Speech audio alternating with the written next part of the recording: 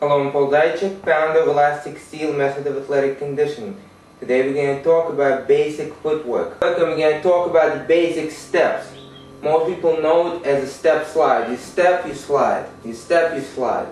Front leg step, rear leg slide. Now, most people know how to do that, but the question that often comes up, and if you don't know what you're doing, you can actually hurt yourself, is do you strike with the heel or you strike with the toes? In other words, do you step like this or do you step like that? Okay? I got a question about that from someone whose instructor said you always have to strike with the toes. So the person was striking with the toes, however they were constantly getting cramps over here. And the reason for that is because they were doing it wrong. How can you do it wrong? You either step with the heel or you step with the toes, right? How can you do it wrong? Well, let's think about what you've been trained to do for years and years and years, and see that if you try to get away from that, you actually are doing it wrong. You're going against something that your body has been doing for many years. How do we walk? We walk with a heel strike, right? We walk forward, and as we walk, every time we step, there's a heel strike, then you roll on the toes, another heel strike. We do not walk like this. It's not possible. Okay? What does that transfer in fighting? How does that transfer into fighting? Well, if you're going to step with this leg aligned directly forward, you have to strike with the heel. Okay? And that's how you step. Some styles do that. That's how they step. They strike with the heel. That's how you're going to do it. If you try to strike with the toes, as the person who asked me this question was doing all the time, your body's not used to that. If the leg moves this way, it's used to strike with the heel. You've been doing that for a long time, okay? The muscles here contract, the muscles here relax. So, that means that if you step and this leg, the kneecap, the toes are forward, you strike with the heel, okay? Strike with the heel.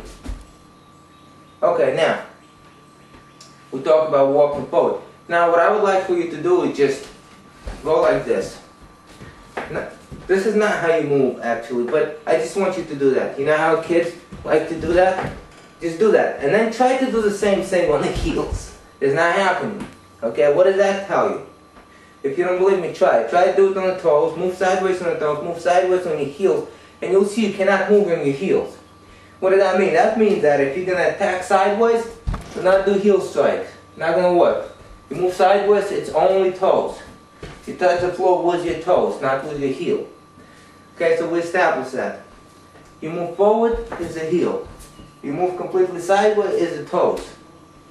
Now what happens if you do what most martial arts styles do, where the body is turned about 45 degrees, not completely forward, not completely to the side, about 45 degrees, okay? Well, from here you actually have an option. You can turn this leg out when you step, and step with the heel. Or, you don't turn that leg out, and you step with the toes. Now, this is the biomechanics of what the front foot is doing when you do the step slide. Now, I was also asked my personal opinion. I'll give you my personal opinion. Okay?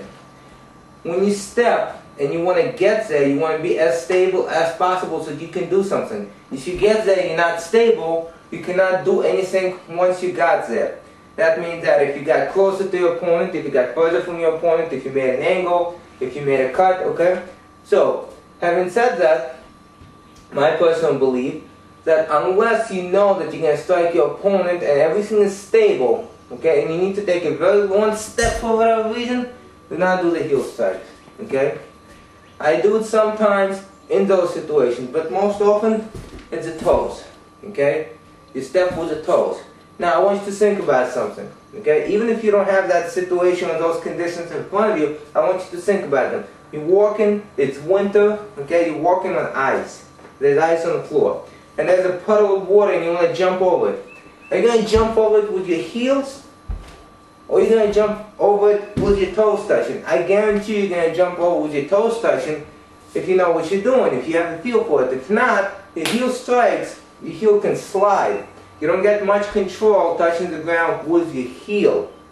Okay? You get much better control touching the ground with the toes and the heel drops right away. If you take a very long step, most likely you won't have to do that heel strike if you take a very long step. And some people do that. Okay? There's more weight transfer if you strike with the heel. However, there's less control if you do that. This week we talked about what your front foot does when we step. Next week we're going to talk about what your rear does and different things that you can do with your rear leg, and again my personal opinion on it. Today we just talk about the front leg. If you want to learn more about footwork, angles, fighting strategies, take a look at the link below, blue link below, and take a look at the Warrior Strategy online seminar.